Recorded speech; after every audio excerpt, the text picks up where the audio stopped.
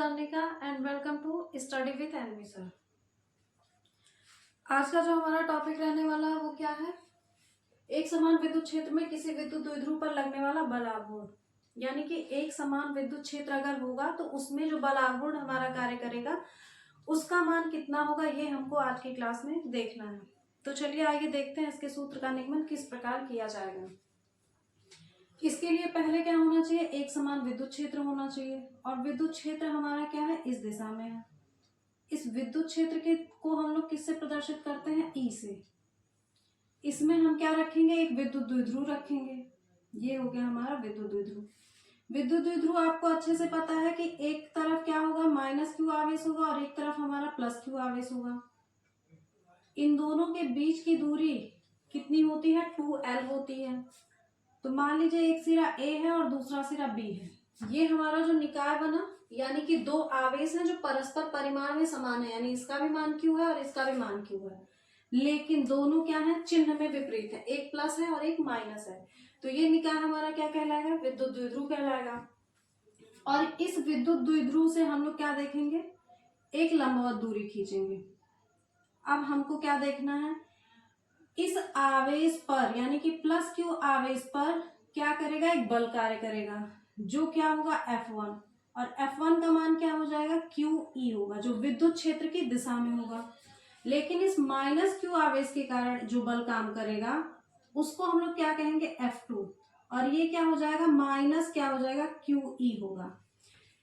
यानी और ये क्या होगा? विद्युत क्षेत्र के विपरीत दिशा में होगा। यानी कि F1 जो होगा वो विद्युत क्षेत्र की दिशा में होगा और F2 जो होगा वो विद्युत क्षेत्र की विपरीत दिशा में होगा।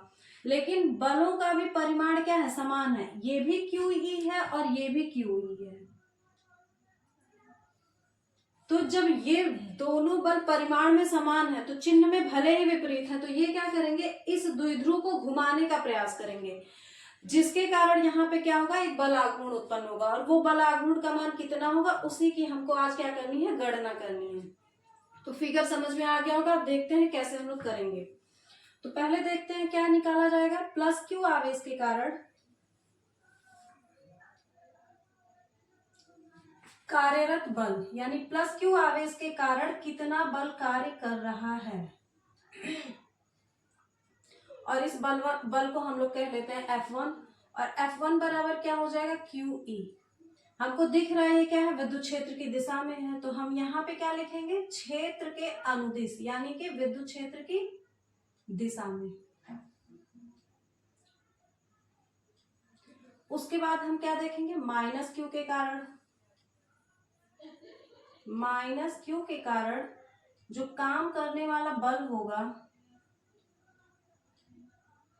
उसे हम लोग कहेंगे F2। और ये कितना हो जाएगा? माइनस चिन्ह के साथ होगा QE। ये हमको यहाँ दिख रहा है चित्र में कि ये विद्युत क्षेत्र की विपरीत दिशा में है, तो यहाँ पे क्या लिख देंगे? क्षेत्र के विपरीत। यानी F1 का जो मान है वो विद्युत क्षेत्र की दिशा में है और F2 का जो मान है वो विद्युत क्षेत्र की विपरीत दिशा में है। अब यहाँ पे F1 या F2 क्या है? परिमाण में समान है, यानी कि जितना मान इसका है उतना ही मान इसका भी है, लेकिन दोनों की क्या है? दिशा विपरीत है। तो जब दो बल एक दूसरे के विपरीत कार्य करें तथा इनकी क्रिया रेखा क्या हो?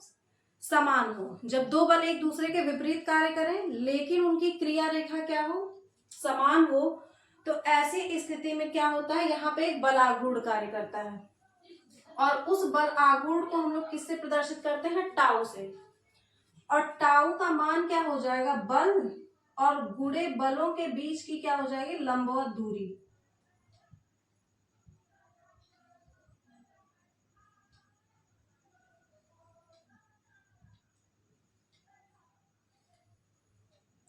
बल आघूर्ण का मान क्या होता है? बल गुणे बलों के बीच की लंबवत दूरी, यानी कि जो F1 है और जो F2 है, इन दोनों के बीच की ये हमारी जो लंबवत दूरी है वो, और गुणे बल का मान जो होता है, यही हमारा कहलाता है बल आघूर्ण।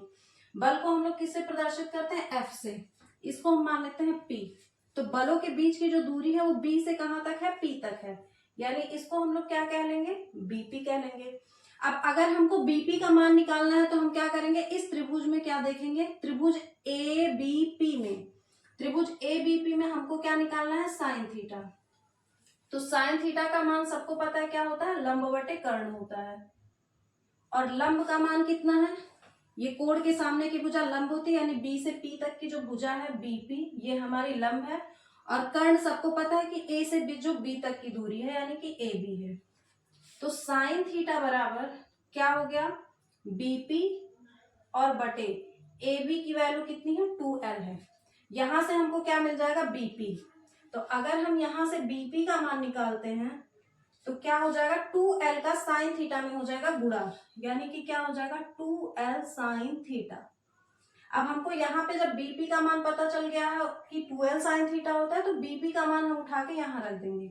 तो इसलिए हमारा टाउ बराबर कितना हो जाएगा, f, और गुणे कितना हो जाएगा, बीपी की जगह रख देंगे 2l साइन थीटा। हमको पता है f बराबर क्या होता है, q इंटू ई होता है। तो f की जगह हमने रखा QE और 2l साइन थीटा तो है ही। अब देखिए इस 2l को किसके साथ ले लेंगे, Q के साथ। Q इंटू क्या हो जाएगा, 2l साइन थीटा, बचा क्या, E और साइन थीटा बचा है। Q इंटू 2l क्या होता है हमारा बलाघूर्ण, जिसको हम लोग P कहते हैं। और इंटू क्या हो गया, E साइन थीटा, ठीक है, P into E sine theta. ये हमारा क्या आ गया, टाउ का मान। और टाउ ही हमारा क्या है, एक समान विद्युत क्षेत्र में जो है वो बलाघूर्ण है, किसके कारण, विद्युत द्विध्रुव के कारण, जिसका मान कितना होता है, PE साइन थीटा होता है। अब यहाँ पे हमारी क्या होंगी, कंडीशंस होंगी। तो कंडीशन नंबर जो 1 है कि अगर थीटा का मान हमारा कितना हो जाए, 0 डिग्री हो जाए। मान लेते हैं कि अगर थीटा का मान हमारा क्या हो जाए, 0 डिग्री हो जाए, तो जो टाउ का मान होगा वो क्या हो जाएगा, P इंटू ई, और साइन थीटा का मतलब साइन 0। साइन 0 की वैल्यू हम सबको पता है कितनी होती है, 0 होती है।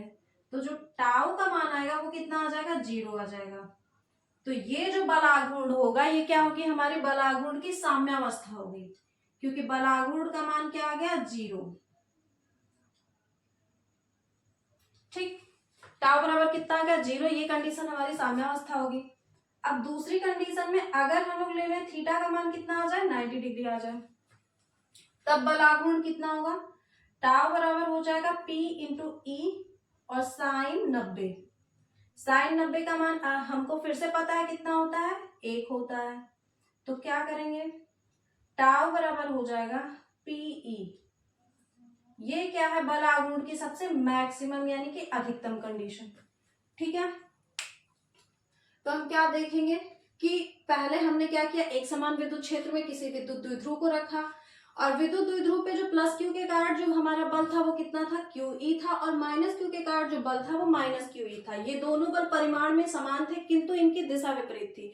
तो जब दो बल क्या होते हैं, परिमाण में समान होते हैं किंतु उनकी विपरीत दिशा विपरीत होती है, तो इस स्थिति में क्या होता है, वहां पे एक बलाघूर्ण कार्य करता है, जिस बलाघूर्ण को हम लोग टाउ से प्रदर्शित करते हैं। और इस बलाघूर्ण का मान क्या होता है, बल गुणे बलों के बीच की लंबवत दूरी। बल को हम लोग F से प्रदर्शित करते हैं, बलों के बीच की जो लंबवत दूरी है हमको दिख रही है P से B तक है, यानी कि BP हो जाएगा। BP का मान निकालने के लिए हम लोग इस त्रिभुज में क्या लेंगे, साइन थीटा का सहारा लेंगे। साइन थीटा बराबर होता है, क्या होता है, लंब बटे कर्ण। तो इस त्रिभुज में हमको दिख रहा है लंब जो है वो कितना है, BP है, और बटे कर्ण कितना है, AB है। तो हमने क्या रखा है, BP बटे AB।